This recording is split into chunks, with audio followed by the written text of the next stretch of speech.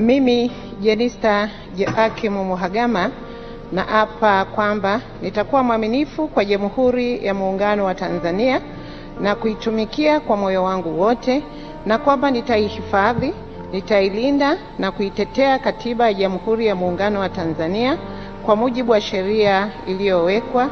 Mwenyezi Mungu unisaidie. Ilikuwa Novemba 11, 2025. Aliyekuwa mbunge wa Peramiho Jenista Joakim Mhagama akila kiapo cha kutumikia bunge, na Desemba 11, 2025, mwezi mmoja tu umepita, ameaga dunia.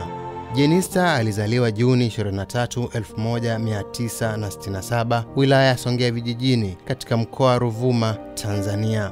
Alimaliza elimu yake katika shule ya sekondari ya wasichana Peramiho mwaka 1986, na miaka miwili mbele, yaani mwaka 1989, alikwenda kusomea ualimu na alipata diploma ya elimu kutoka Chuo cha Ualimu Korogwe mkoani Tanga. Baada ya hapo alifanya kazi kama mwalimu kwa miaka 6 kati ya mwaka 1991 hadi mwaka 1997. Mhagama alianza kujihusisha na siasa tangu mwaka 1987 akiwa ndani ya Chama cha Mapinduzi yani CCM, na kudumu katika nyadhifa mbalimbali zikiwemo tawi la vijana na wanawake wa chama hicho. Na hapa ni katika harakati zake za kuomba kura kwenye uchaguzi mkuu wa mwaka 2025, huku akihimiza swala la amani. Tunaomba kura. Tunaomba kura. Leo tunaomba kura. Tunaomba kura. Shike mkono, omba kura. Tunaomba kura. Chama kinaomba kura.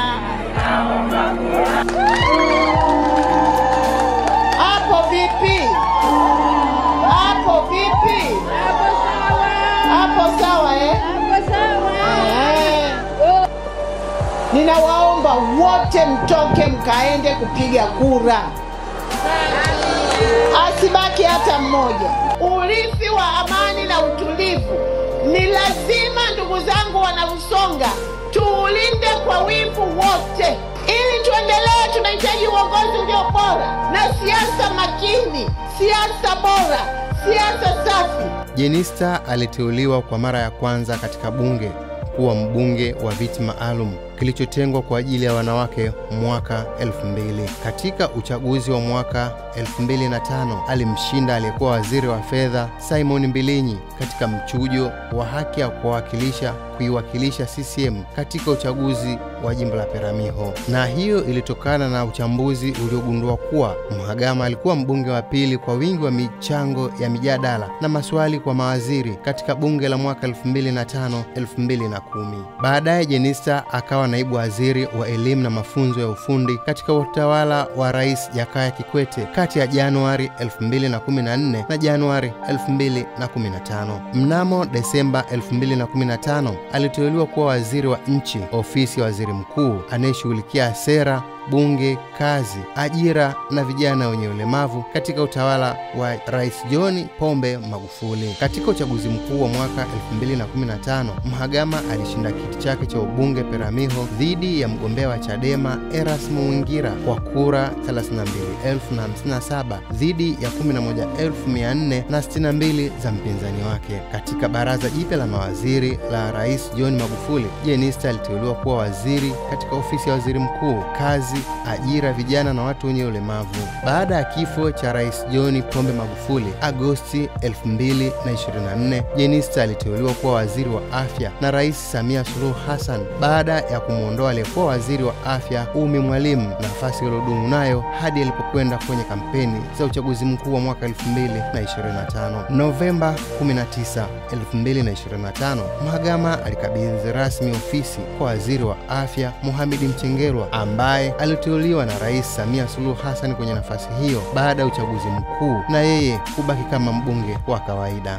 Kwa siku hii maalum kumshukuru sana Mheshimiwa Rais wa Jamhuri ya Muungano wa Tanzania Daktari Samia Suluhu Hassan katika kipindi hiki ambacho amekuwa ni rais wa nchi yetu ya Tanzania toka serikali yake iliposhika madaraka awamu ya 6 sehemu ya kwanza. Kwa kweli amenipa heshima kubwa. Nichukue pia nafasi hii kukupongeza kupongeza sana kakangu Omar Mchengerwa na naibu waziri kwa kuaminiwa na Mheshimiwa Rais, na ninaomba niwathibitishie imani ya Mheshimiwa Rais kuwaleta kwenye wizara hii sio mchezo. Hii wizara, mimi nimekaa hapa kwa muda mfupi, lakini nimegundua tunapozungumza usalama wa nchi yetu ya Tanzania, hatuwezi kuacha kuisema Wizara ya Afya kwamba ina mchango mkubwa katika usalama wa wananchi kwenye taifa letu. Mungu ailaze roho ya marehemu mahala pema peponi. Makala haya yameandaliwa nami Rajab Athmani, Watetezi TV.